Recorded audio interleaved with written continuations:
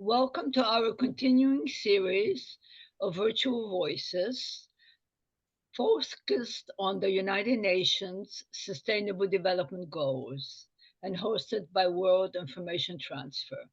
Our speaker today is Dr. Christopher Sidford, who is a highly respected board certified emergency medicine physician with over 20 years of experience at top medical institutions. He is the CEO and founder of Black Bag. Black Bag bridges the care gap by providing immediate medical intelligence for clients who desire more physician access. As a U.S. Navy officer, he taught and practiced emergency medicine in extreme conditions, including the Mojave Desert and the Arctic Circle, and helped open a nuclear, chemical, and biologically proof hospital in Sicily. He also taught at Brown University and worked at Rhode Island Hospital and Hasbro Children's Hospital. Dr. Sitford's extensive experience and leadership continue to make a significant impact in emergency medicine worldwide. Over to you, Dr. Sitford. Well, good morning, everybody. Thank you, Dr. Burbank. And as we just spoke, it's a very impressive background that you have, and I'm privileged to be joining the group. I sat in on the first discussion last week, which was impressive for not only the content of the presenter, but then the intelligent questions of the group. And from what I gather of the organization, it's a remarkable collection of young, intelligent minds. So I'm privileged to be a part of it. I'll give a little background of how I got here and how things evolved, which I think everybody who's gotten to a certain stage of their life realizes the little steps that were seemingly unimportant that have helped shape where you end up and what you end up doing. So I am an emergency medicine doctor by training. I started in one of the first emergency medicine programs in the late 80s at Boston City Hospital. It was what Boston would call the knife and gun club. So our knife and gun club met then on an average night, we would get somewhere between a half a dozen shootings and a dozen stabbings, which is a somewhat awful statistic. But in the world of emergency medicine, if you want to be well trained, that was one of the places to go. And so I spent 4 years there getting my credentials and training and exposure. And then I headed off to the Navy because as one of 6 boys in my family, I did not want my parents to be paying for my medical education. So I applied for and got a Navy scholarship and headed out to San Diego and ended up there in a teaching facility and went to places like the Mojave Desert. And I worked in the island of Sicily, helping open up an underground nuclear, chemical, and biological proof hospital, as was mentioned, that the Navy and the Mafia built. So you can imagine it was a rather unusual setting of function and idea, and then misdirected effort. So it was a rather unique experience. Also was sent in various places like the Arctic Circle, and they said, we're going to be doing war games with all of NATO. So would you go up and look after the heads of state for NATO, which when they ask, it's not really a question. It's more of a, here's your orders and here's where you're going. But it was a unique experience. And as I was saying earlier, you know, you're prepared for a variety of things. That's the whole point of emergency medicine is you want to be able to be capable of handling any medical emergency for the first 15, 20 minutes, an hour, 2 hours, depending what it is. So now I'm in a guard shack in the Arctic Circle, looking after, you know, presumably what kind of events could happen. And in fact, the most unusual fact was that Greenpeace decided that that was a good day to streak across the beach as they were doing an amphibious landing. And one of many events sort of through the career that pushed you in a direction that you never expected. So I finished my time in the Navy and went to work at Brown in the teaching hospitals, and then worked at Lahey Clinic in outside Boston, which is where I live now. And then about 12 or 15 years ago, I started looking for something a little less grueling, a little less night shifts, and a little less exposure to what you see and what comes through the door and what you're prepared to sort of build up emotionally. And started a international telemedicine company called Black Bag. And we work with a whole variety of different people, generally a wealthy clientele, international clients, and so on. And we provide medical intelligence wherever they are around the world. We're the first call. They carry a whole host of prescription medications and supplies and military-grade clotting supplies. But the point is that, as many of you probably know in the healthcare system, that even in your own country, there's a void of health information. And how do you make decisions? How do you not make mistakes in a crucial time? And so we've now done this for 12 years, and we've been 15 years actually, in virtually every country, in every imaginable medical situation you can think of, anything from very simple minor rash to car accidents, to rabies, to kidnappings, and so on. And it's all been about preparing for what's unexpected, and what are the supplies, or what are the intelligence and so on that you can get and gather that may help with this. And during this path, one of the other sort of, I would say, hobbies is I've done a lot of work in various philanthropic circles. So I've got to meet the various clientele, and so that we work with include anything from former Secret Service, FBI, British SAS agents, to a whole host of philanthropists. And that's been a new category in the sense that some of them have been clients, but some of them have been just people I would run into, and then we would network, and I would try and either introduce some of my either clients or my connections in sort of the wealthy circles, or either in the military or the intelligence agencies, to help them get information, or how do they get either better recognition or better funding. And it's probably my dual job at the time is doing both of these. And some of the great organizations that I've gotten to meet have been, I'm now a judge for the World of Children Awards, which is an organization started by Harry and Kay Leibowitz in California. And they ended their career, I think they got Victoria's Secret, the big amount of attention and success. And they took their success and they traveled the world vetting pediatric organizations in education and health, in people who've been devoting their lives to children for over 10 years. And so I've been judging the most amazing people you'll ever run into. Although I have to say, given that where all of you have come from, you are probably in the same category of amazing backgrounds and education and devotion to causes. So it's just been a great experience to help those groups figure out some of their logistics and what can help either them protect them individually or as an organization. One of the other organizations that we use to help World of Children and others is a group called MedShare, and a group that I started working with 10 years ago to help recycle or create new medical supplies.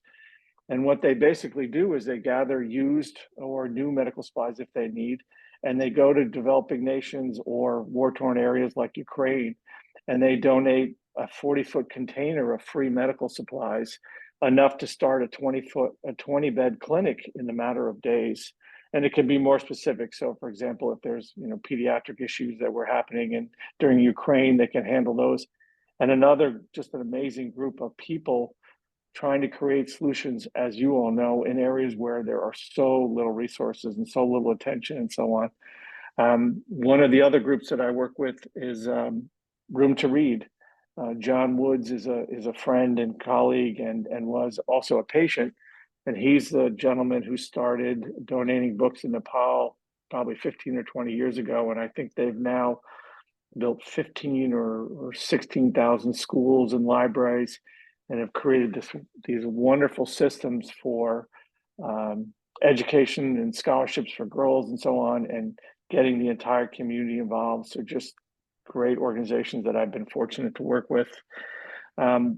Two of the other organizations that I now work with are a group called Build a Nest, which is in New York City, and they are helping individual and group women get representation and understanding on how to get their artisan supplies created. And if I'm not mistaken, I think they're starting a program with the UN as well, in a refugee program. But how do people who are really silent voices in, say, the fashion industry and so on, but do much of the work behind the scenes, how do they get representation? And they've come up with some really novel programs for solving and educating, and then opening programs in the United States. And the last group is a group called Community Solutions, if you've ever heard of it, is addressing a really novel approach to homelessness. And they've created the understanding that you need to actually know who and track homeless people. You need to use things like distressed property and mental health and education in a multifaceted or multi-layered approach, so that people are not merely given a ticket and a bed and then lost to the streets during the day. And I think they just got a $100 million grant from the MacArthur Foundation a year or two ago, and have made some amazing strides in the world of addressing homelessness. So I think I'll pause there for a second and see if there's any questions. Well, there is one question that just came in from one of the students is, can you give us 5 things that all physicians should know about helping others in emergencies? Well, that's a great question. So there's kind of two answers. So the first answer is the emergency at home. And I would say that the number one issue with, and I run into this with international patients and so on, and at home, is what kind of resources, what are the things you might expect before it happens? And I'll give you an example. We were working with a forestry foundation visiting Brazil, and there was a gentleman who was leading the organization and got a strange bug bite that turned into an anaphylactic reaction, which is a very severe, life-threatening allergic reaction. And my patient happened to be carrying an EpiPen and used it and saved his life, but they were hours away from any kind of medical resource. So that's one of the first steps in terms of preventing or being aware of what may happen. So things like an EpiPen, have you taken a basic life support, or how to handle a choking patient, are some of the early things that you can do if you're at home. In the emergency room, there are several things. I think what we do is that we're trying to inform patients in the most distressing situation. So I would start with anxiety is probably just one of the most unbelievable medical influencers that people don't regularly recognize. And so fear and fright of having to make the decision of going to a hospital, of being a patient, of all the things that may come at you is quite frankly overwhelming. So as an emergency physician, one of my first things to do is to try and alleviate some of that fear, and some of it through information. Why are you here? This is what you might expect. These are the things we're looking for. This is how long it may take. As an example, one of the statistics is that if you sit with a patient, their perception of how long you're here with them is doubled. And so I always sat and I always went and got, I was one of the people who started warming blankets and saying, these people are sitting on a miserable cot, it's cold, and nobody's come to talk to them. So that's one of the things we started with. In terms of what patients might understand is that when you go to the emergency room, many times we're not necessarily looking for the cause of your symptoms. Most of what we're doing is we're looking for what are the causes that I need to find before it's either safe to send you upstairs as a patient or send you home. So even though you may come in with chest pain and we may send you home after a workup 2 or 3 hours later, you may not get an answer for what it is. What you'll get an answer for is what we think it's not. We don't think it's a heart attack. We don't think it's a collapsed lung. We don't think it's an aneurysm. Those are the things, that's how most emergency rooms should approach things. When you get down to things like a broken bone or a cut that needs suturing, then you may have a definitive answer. But in terms of the real acuity, that's what we're addressing. The other thing I would try and educate people to is that how unfortunately overwhelmed the emergency rooms are on a daily basis. So for example, with some of the natural disasters that have occurred, and people say, oh, the hospital's on diversion and it's overwhelmed. That's a daily event. It's always overwhelmed. It's always too many people for that place. I would say in terms of the United States healthcare system, it's a place we've put ourselves because we're constantly on a financial margin to maintain certain operations capacity in the hospital. So even though it would seem to make sense that if you needed to be admitted, you would go right to a hospital bed, it just doesn't happen that way. They can't have that many empty beds on a given basis. So my first is that the hospitals are overwhelmed. I would say another thing I would recommend is that, or suggest, is that the people who work there are in it to try and help. But unfortunately, many times they're overwhelmed or they don't remember what it's like to be a patient. But without a doubt, the majority of people in healthcare are there for one reason and one reason only, and it's to try and help. They have an interest in helping people. They have an interest in science. And that's their goal. It doesn't always come out that way, but that's what most people are trying to do. Almost all people in healthcare, that's the reason. It's the reason I went into it. It's the reason why most of my friends did. Not all of it. There are certainly people in healthcare you wonder why, but majority are overwhelmingly in there to help you. The other thing I would suggest in any healthcare setting is to try and have a set of questions you need to have answered. It's always can be overwhelming, but it's usually a brief period of time. Sometimes the healthcare provider will lead the discussion and not leave enough time for you to ask questions. And so if it's one where you know you have time before you're going, write down 2 or 3 questions that you think, you know what, this is what's really bothering me. This is what I'm worried about. I forgot to ask about. Write them down and bring them. And I think that's where to get started. Just anything else I would say is that you have to try and be patient. The one other thing that I would see people lots of times run out or leave an ER after being there for a long period of time. And the goal is still getting yourself or your family care. And if you leave or you're frustrated, then the only person who's going to be interfered or hurt is the person who leaves. So try to be patient. It can be terribly frustrating. It can be incredibly beneficial, but all healthcare is delayed and overrun. And I hope that's helpful. Well, that's an excellent answer. Do you want another question at this time, or Sure. do you want to continue? Another question is from another student.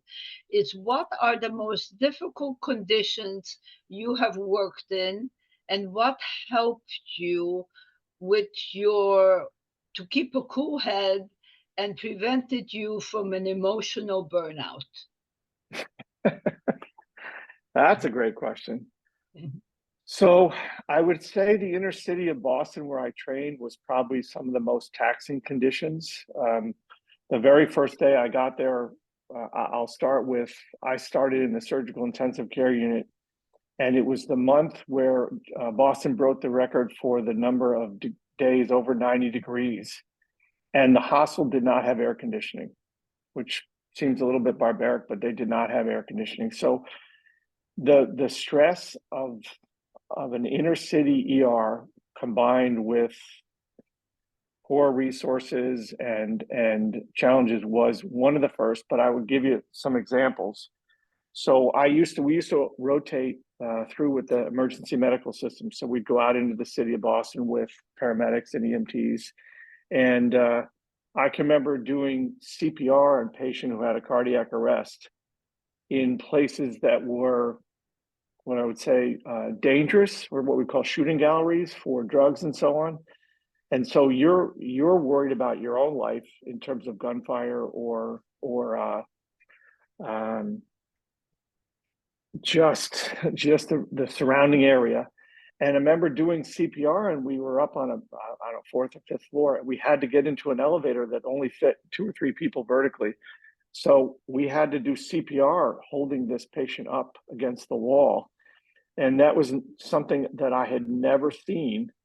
And I would think, but I don't know if there's a certain place you try and find your calm, and you're the leader of the people you're caring for, not just the patient, but you're the example in the trauma room, in the cardiac room, and they feed off your leadership. So there's a responsibility. It's like parenting, where your kids are going to follow your example. So regardless of what you say, there's a need to be even appearing competent or appearing stable, even if the inside is terrified. And there's certain times you're terrified. There's certain times, sick kids and so on, you can be completely unraveling inside, not medically speaking, but just seeing what you see. I spent a year working in a burn unit, and I won't go into some of the things that you see people go through, but again, you're there for a purpose. You're there to try and help or to try and lead. I have one more story I'll mention that was pushing me in an area I can't imagine. And so I was stationed in the Mojave Desert, filling in for a couple of weeks for one of the ER docs, and it's a huge Marine base. But there was one of the wives had what's called preeclampsia. So she was pregnant. It's in her third trimester, and she has trouble with high blood pressure that can be very dangerous at that stage of pregnancy. So we are initiating a transfer to go down from 29 Palms, which is up in the mountains, down to Palm Springs. And so you go through what you learned, you get your materials together, you try and anticipate, well, what would I have to do if I had to do a delivery during the helicopter ride? What would I have to do so you try and anticipate, but you get on the helicopter and you find out, well, it's one of the big double prop ones. The doors are wide open from front to back. It's like the ones they used in Vietnam. You can't hear anything. So you're kind of holding on as you go over the mountains. We get halfway over the mountains and the helicopter catches on fire. So the warning lights are going off on the dashboard in front of the helicopter. The corpsmen are walking along the fuselage trying to find the hot spot. And you're looking out the window a couple thousand feet off the ground and thinking, this is not going to go well. This is going to be a terrible outcome. So we had to make an emergency landing, and we came in to Palm Springs and ended up blowing over $400,000 worth of statues at Alex Trebek's house, of all things. And everybody was fine, patient was fine, but I did get called in front of the commanding officer to get grief for why we had such an urgent flight. And all I could think is, I'm not the pilot, I'm the guy in the back holding on with white knuckles. But so to sort of continue with your story is, how do you not burn out? There are lots of different ways in terms of mental health in the emergency room or any other setting. And I will give you some suggestions, but with the caveat that they don't always work, in that you will, in the ER, you see things that you will remember for the rest of your life. I can remember patients I saw 40 years ago that didn't do well. And there's a burden to some of your career in healthcare that is difficult to escape. It's also a blessing in the sense that you were there to help or be part of someone's care, but there's a darker side to it that isn't always alleviated by the post critical resuscitation debriefing, the meditation, the rest, the vacation, the so on. Healthcare is a challenge for any of you who are either in it or thinking of going in it, in that they're always requiring a certain amount of time. There's always a time when you have to deliver care at 4 a.m, regardless, no matter how tired you are. Sleep deprivation would probably be the other challenge that is not easily seen, but one of the most difficult challenges in medicine is, how do you maintain your intelligent aspect when you're so tired you're barely keeping your eyes open. And you develop tricks. There are ways to know that you just don't sit. You have to walk, you have to stay away. But it is a real challenge. So one of the things now in my career where I look after patients who travel internationally is, one of my tips is to always tell people, don't ever underestimate the power and value of sleep. So you want to be on vacation. You just got to Europe. It's 8 o'clock in the morning, and you want to go see the sights. Get some rest. And for even now, the difference in the physiologic effects on your body versus 5 or 6 hours of sleep or 7 has like a 50% change in some of the important hormonal and cellular aspects of your blood that fight infection, that fight cancer. They're dropped by 50% just overnight if you get less than 5 or 6 hours of sleep. So there are important areas there. And the part about the patients who travel and so on is that in your career, many of you will have to look after yourself.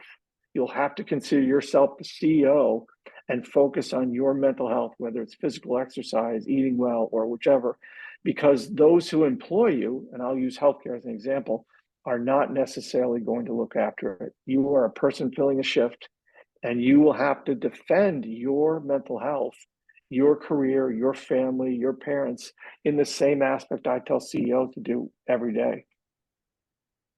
Well, actually, that's absolutely excellent. I tell all my patients charity begins at home.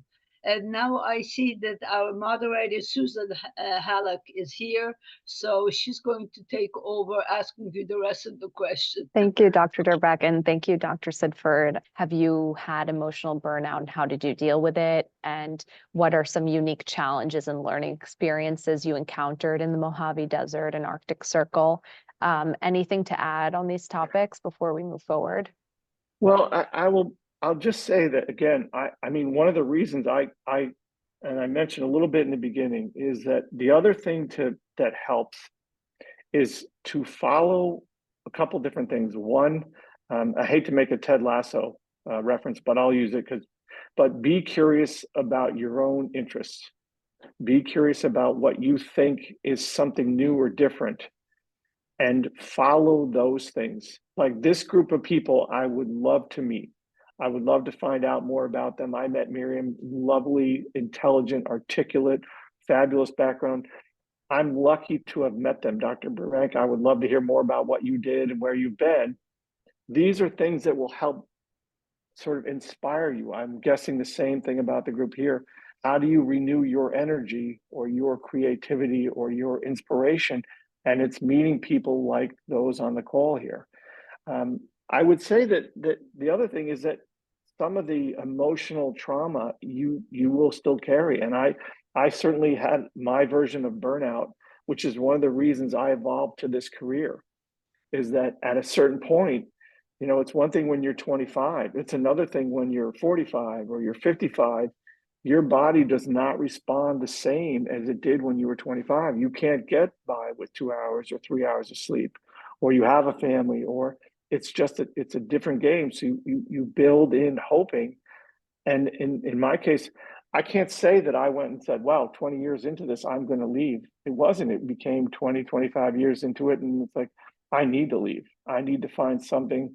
If you walk into a crowded ER at 11 o'clock at night, and the waiting room you can't get through, and you know that you're not even going to get through that waiting room by morning, and you're going to get a whole host of traumas and cardiac arrest from ambulances, it wears on you. So I don't have a magic pill other than like I said, keep an eye on where you are, what you're doing, but you will find there are certain things like your friends, your personal health, that will help get you through a number of things.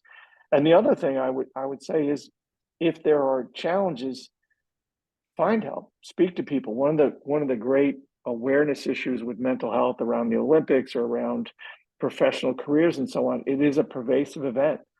COVID made it almost a universally pervasive event, and at least a more common topic for people to discuss, that everybody has some degree of challenges that percolate through their vision, their psyche, and so on. And whether it's certain books or mental health, or whether it's Eckhart Tolle or so on, there are different ways of strengthening your own mental shield or fortitude. So that's, again, getting a little bit around some of the subjects.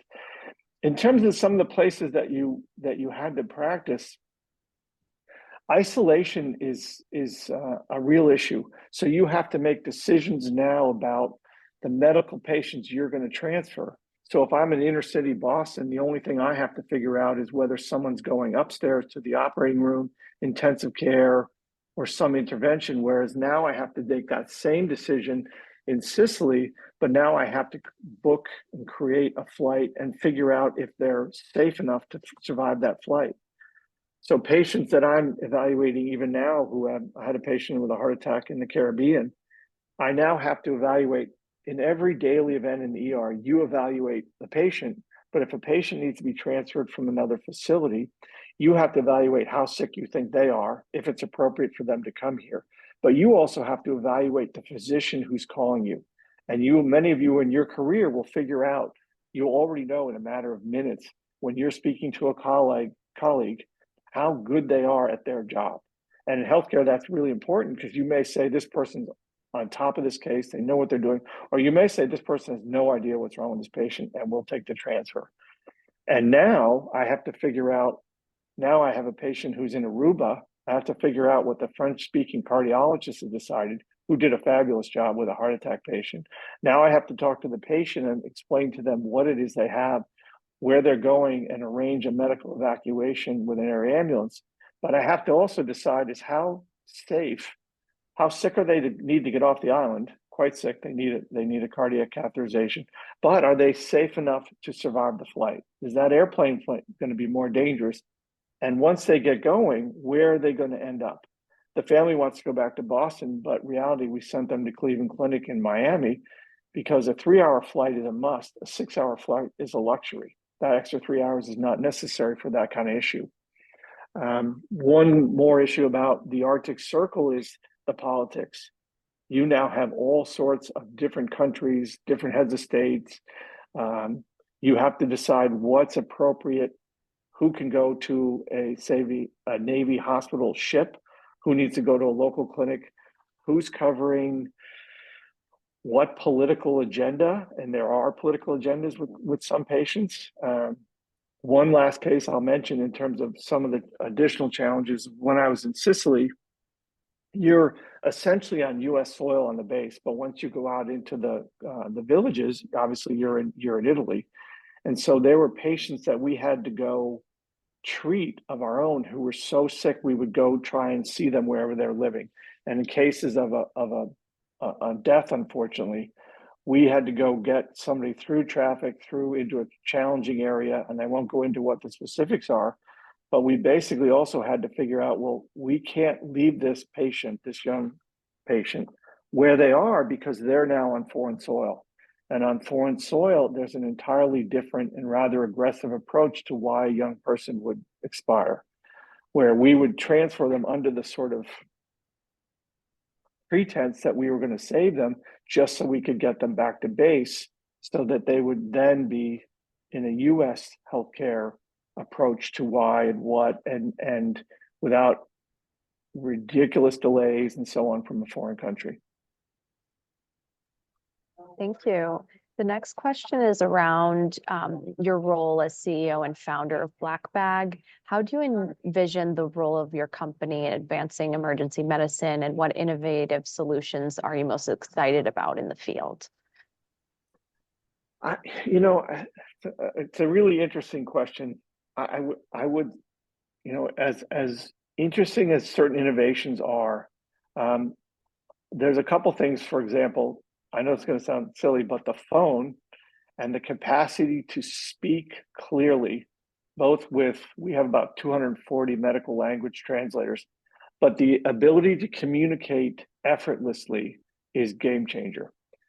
You can't, for emergency medicine, for example, there's all sorts, you come in the room, you do these tests and so on. 95% of what a diagnosis is all history. In most patients, by the time you're through the door, 2 or 3 sentences, what you think you need to do, where you want to go. You have to be careful of that instinct because sometimes it misleads you, but most of it is the history.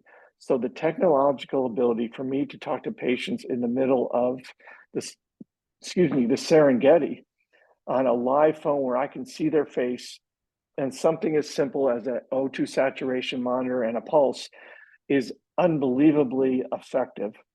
And I would also add that without a doubt, the number one skill set that we have or service that we deliver is information. It's how do you talk to a patient and figure out what they're most concerned about, what's in their area, what kind of condition they have. And it's even now on this phone, that what I can see in certain people's face or their story means that I can carry that kind of information on a global basis. And that's huge.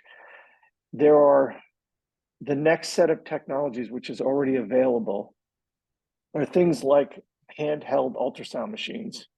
Ultrasound machines are getting so much. When I first started, we started using them for trauma patients, and we would evaluate a surgery or a trauma patient as to whether they had free blood in the abdomen and whether that meant they went right to the operating room for surgery.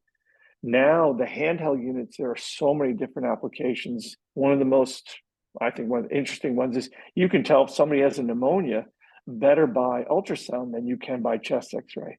And they can carry that technology with them. So that kind of present information with more radiologic or more other information is really a wonderful combination. Why did you connect your life with medicine, and did you have other hobbies as a child that kind of led you to pursue this career?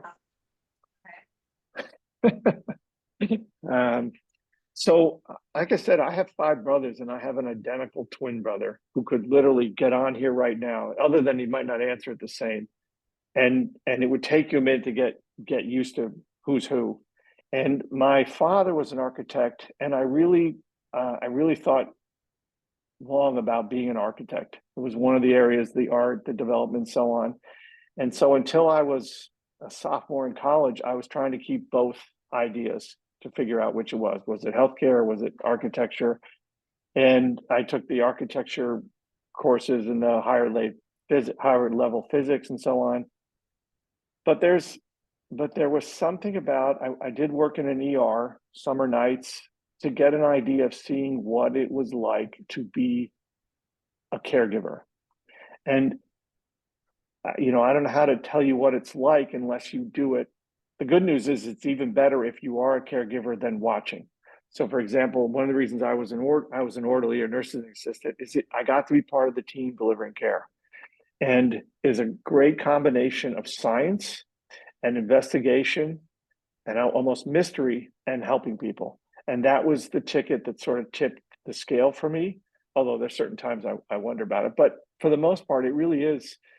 It's some of you are making choices about things you see and follow the things that I hate to say the word, but your gut tells you what inspires you, what lights you up, what's the you get out of a shift and go, I did some really great things today. Not every shift, but there are certain ones, and that's what gets you going. You think, I remember I gave a presentation in New York maybe 5 years ago, and this came up in sort of my history, and they said, how'd you get here? And my brothers and I were always in the ER. We were pushing, punching, jumping, whatever. We were in there every weekend. And I remember seeing the no admittance red sign on the wooden doors in the ER. And for some reason, as a young kid, I do not know why, but I looked at those doors and I thought, what does it take to be on the other side of those doors? What does it take to be the person with the answers for the things that are going through the door? And it didn't occur to me, honestly, for like 20 or 30 years, but that was somehow a trigger. And I can't give you any better explanation than that. Thank you for sharing.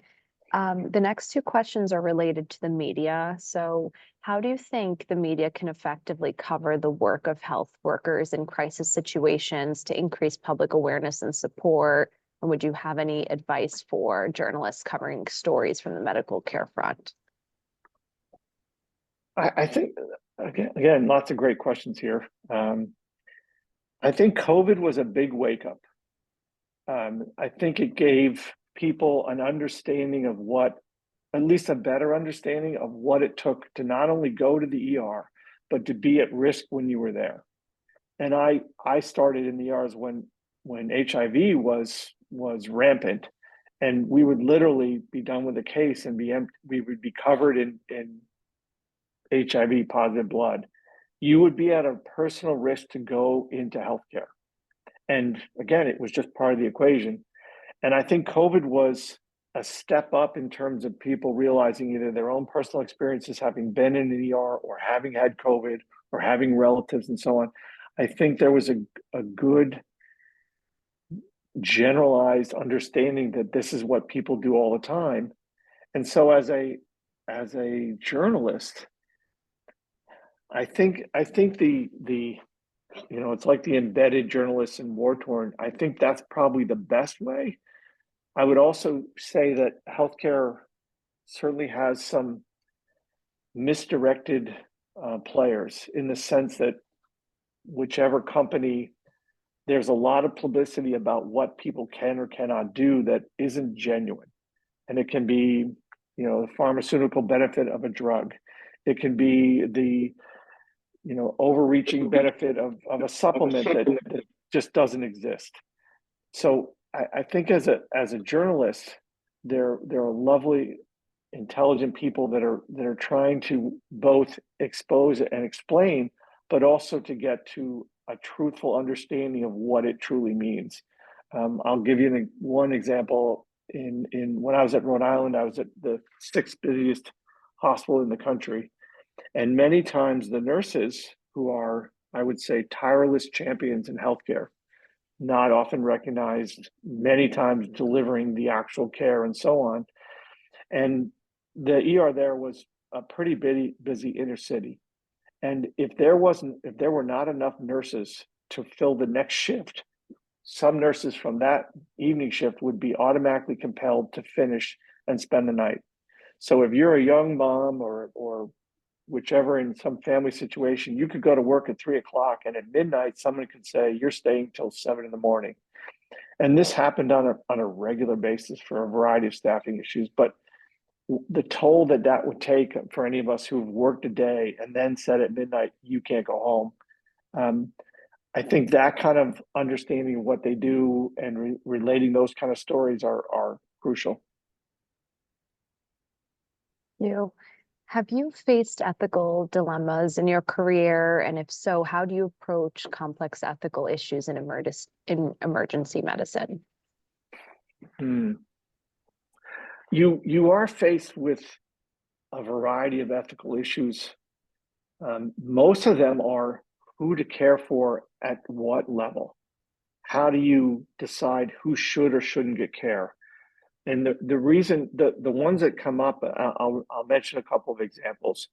I remember there was a young patient who unfortunately shot himself, and he was trying to care and figure out who would care for him and to get the right people involved.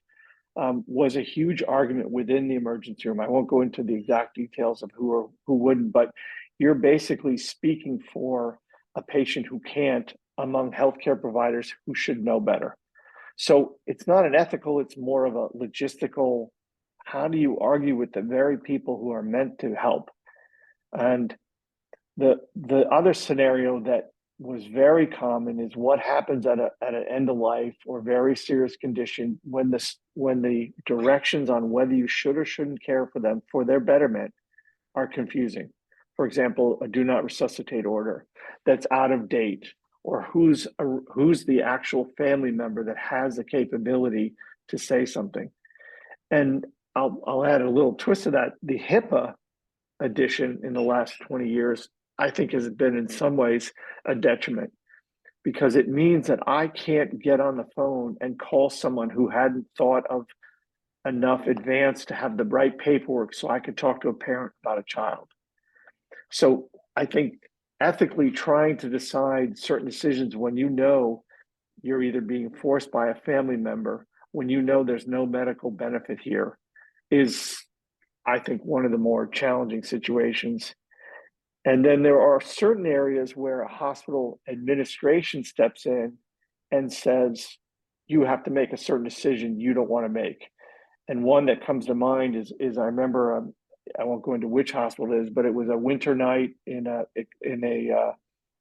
inner city hospital, and one of the competing hospitals, if you will, or one of the sister hospitals, whichever way you want to look at it, was losing their furnace. They were going to lose heat, and they had to transfer all their patients to other hospitals in the city in the middle of the night with a couple hours warning.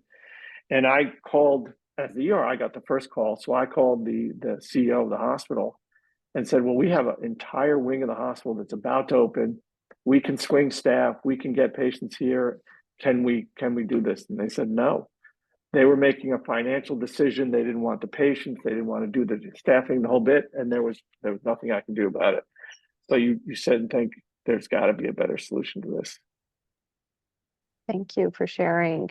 How has your experience teaching and working in different cultural and geographic contexts influenced your awareness and understanding of patient needs and approach to treatment? Can you share an example of when your cultural awareness helped you provide quality health care?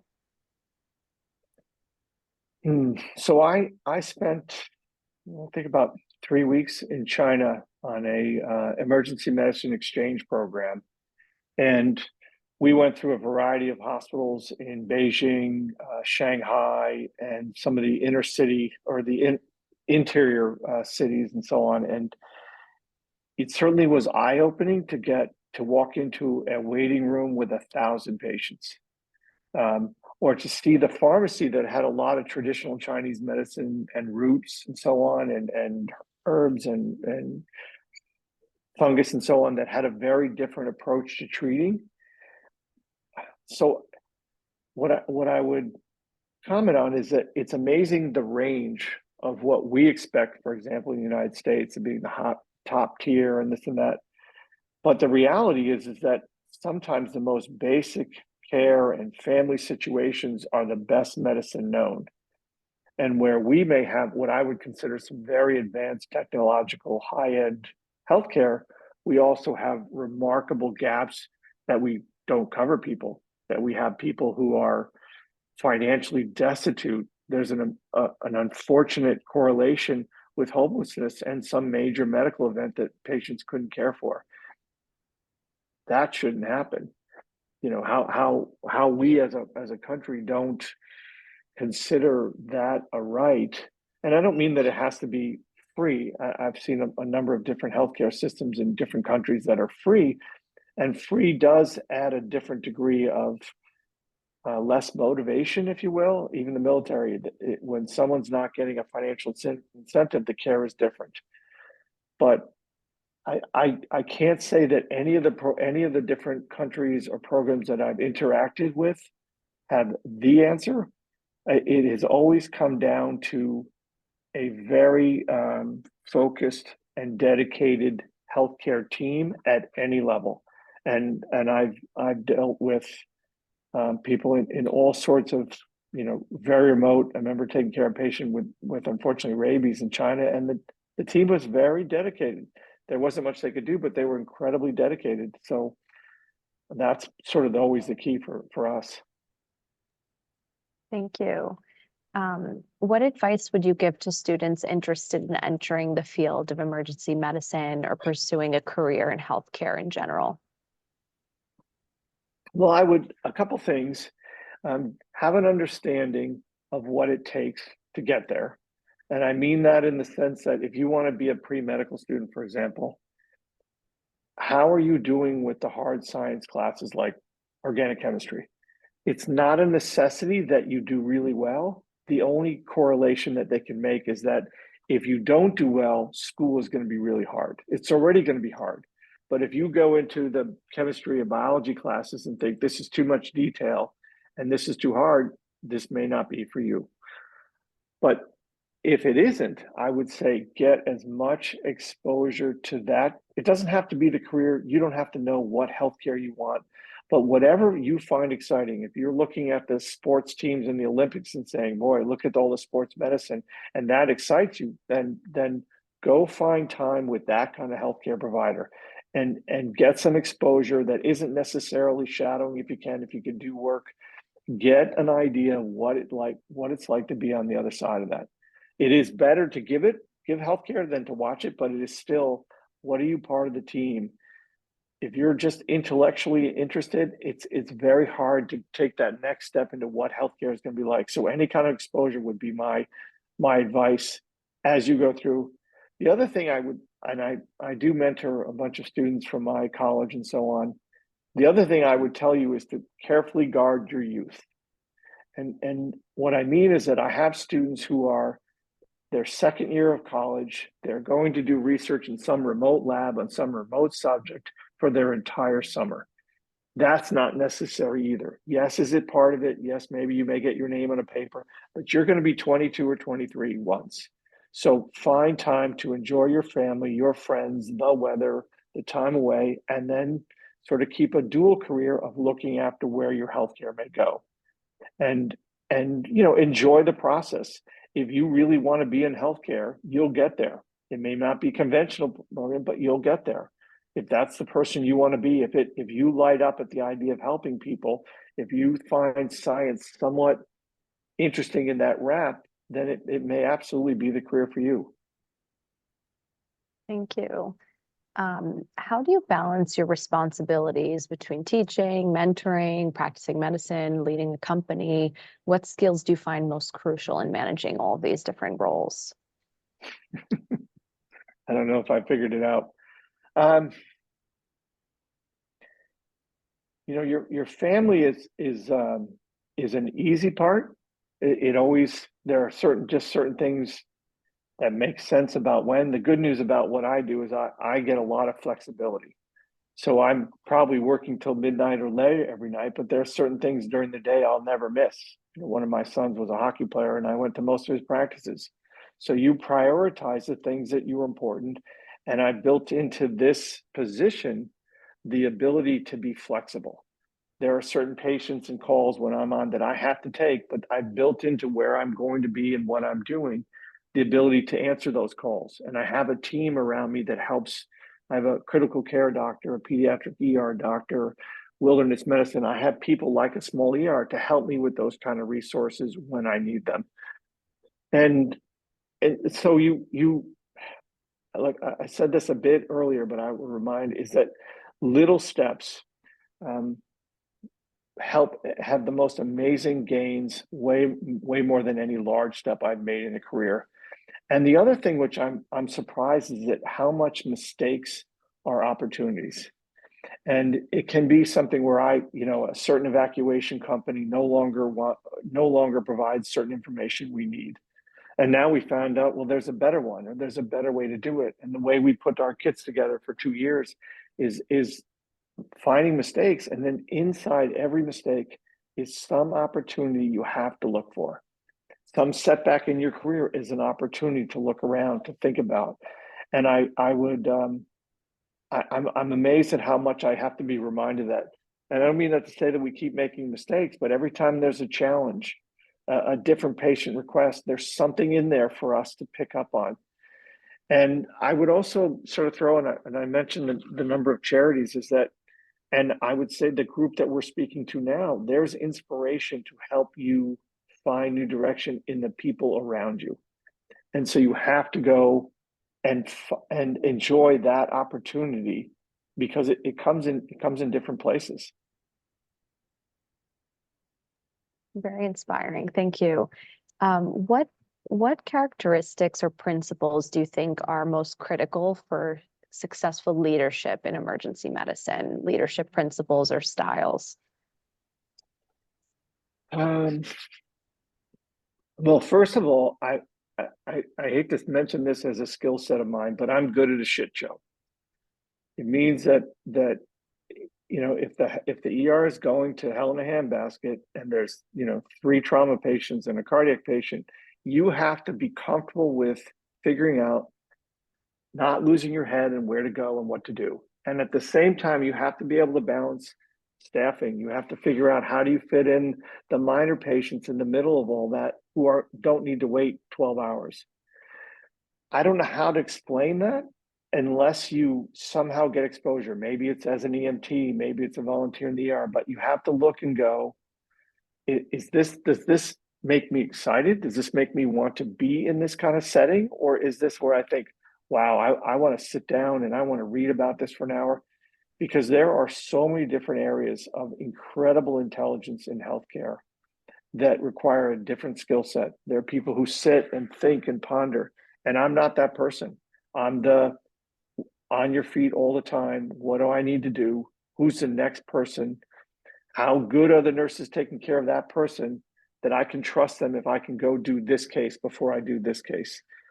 So some of it is honestly your interest level, and some of it is going to be skills that you won't understand until it comes to you. I remember thinking, how am I ever going to do a night shift? How am I going to get through the first night? There is no magic. You just do it because you kind of have to. You get better at it, but that and the I think it was one of the professional athletes this weekend at the Olympics, but you practice, you learn, you look at cases and think, what would I do here? And it helps prepare you for when it's your turn. So it's get in an ER, see what it's like, see if that's the kind of thing that you think, yeah, I may not know what I'm doing, but I like being here. Yeah, that makes sense. One of my good friends is in emergency medicine in the Upper West Side of New York City, and so he's always seeing the craziest situations too. And his style and personality, like he doesn't get phased that easily. He's more of a laid back person and gets excited by the mess rather than anxious. So that makes a lot of sense. Mm-hmm. Good. The next question good for all of us. Yes. A lot of the students on the line are based in Ukraine. And so one of the questions that came in was, has the ongoing war in Ukraine, and maybe you could speak to just wars in general, affected the field of emergency medicine, particularly in terms of the types of injuries and illnesses being treated, or ways that you react to such crisis situations in the field? Well, sadly, yes, the war experiences, and that's like I mentioned, of being in the inner city of Boston, is that the reason you get good at handling trauma patients is you see a lot of them. So there you get good at penetrating trauma. You get good at knives and gun injuries and so on. And the war in Afghanistan, every major encounter has upped the level of trauma care for that type of trauma. So there are a number of really significant developments. I'll use, for example, in the Iraq and Afghanistan theaters, the idea of in the field tourniquets was a big step where most times people wouldn't have thought that would be any benefit. Whereas now it's a standard for people with, unfortunately, traumatic amputations. And now things like chemical injuries and explosive injuries have an entirely different presentation, medically speaking.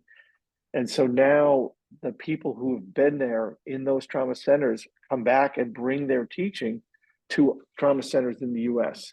So now, for example, ambulances or police cars may carry a tourniquet as part of their care, or they may carry, now they carry an AED, an automatic external defibrillator, that they didn't used to. So yeah, there are definite benefits. In terms of Ukraine, we did do some work. So there's a circle of people that I know. Some are benefactors. Some are people who said, we need to get money and supplies. There's a former CIA team that I work with that are Ukrainian, and they are very involved with the ongoing care. And combining them with the group that I mentioned earlier, the MedShare folks, we were, I don't want to take credit like I did, but I was able to coordinate various connections and teams for what kind of healthcare, and they could be specific. So we need certain trauma packs, we need field medic supplies, and I don't want to speak for the people who are on the call from Ukraine, but they're put in extraordinarily difficult situations with limited supplies for a variety of awful reasons. And so trying to get them, starting with the most basic supplies to more advanced, like not only are there in the field trauma care units, but what about neonatal units in a hospital that's been devastated inside the country? The need has been so profound. I know some of it has been benefited, but I unfortunately, it's so beyond. Like I say, when we're pushed by our healthcare here, what it takes to deliver care there is absolutely extraordinary. So I'd like to say that we had some impact in terms of money and supplies, and some in terms of people who went, but as they know, it's an extraordinarily difficult situation that has not been, and there are so many zones of conflict that are in a similar situation with people who had nothing to do with the reasons for fighting. But thank you. And in our last minute together, how do you foresee the future of emergency medicine evolving, especially in terms of preparedness for nuclear, chemical, biological, environmental threats? well, that's a tough last question. Well, it's funny, Dr. Durbank, I was listening to one of your presentations 10 years ago, and I was both impressed, but I was also disappointed that many of the things that you were mentioning about the environment probably haven't changed a whole lot since you made some profound statements. And so I'm aware of certain things in the energy world and creation that I think are going to have a profound impact on the environment to a benefit in terms of global warming and so on. I think there are some technological cases or inventions that are going to make a profound difference. In terms of nuclear, again, for the last question, I'm disappointed at the political, I don't even know how to say it, but the political system that sort of brought us to this, I don't know, toxic masculinity, if that's fair. So it's hard to forecast whether, hopefully, that there'll be some settlement of common sense, is all I'll say, and that leads to many of the stabilities for the other things that you mentioned. In terms of biological, I would say that we learned a lot from COVID. Did we learn everything? No. Did we stop? I wouldn't say we stopped too short. It's a very difficult process, but are there always sort of simmering medical issues that are going to come up like COVID, like SARS and so on? Yes. And hopefully we've learned from this that education and information is key. And in terms of trusting it, in terms of all the issues that you mentioned, what's the biggest factor? Our biggest factor is ourselves, and trusting ourselves and being compassionate and intelligent and mindful of approaching it as a planet versus individuals. But I'm getting off topic here, so I don't want to get. But there's hope. I think there's hope in the people on this call, in terms of the people who are in this situation, who are intelligent, articulate, motivated, and capable people, is where I'd say the biggest hope is. Thank you very much. I'll turn back to Dr. Durbank to close out. Thank you very much, Susie, for moderating. And I just would like to thank you for an exceptionally valuable presentation, not only for our students, but also for the audience.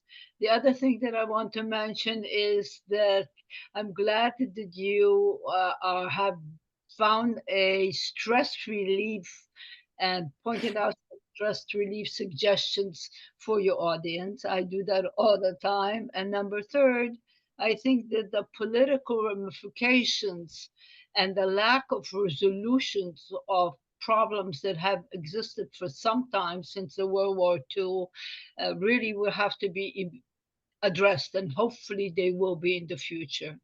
So again, thank you very, very much. And I wish you the best of luck in continuing all of your work. And I look forward to meeting you. Have Likewise. Thank you, Dr. Bank. Thank you, everybody. It really was a privilege to be part of the call. Thank you very much. Goodbye. Thank you.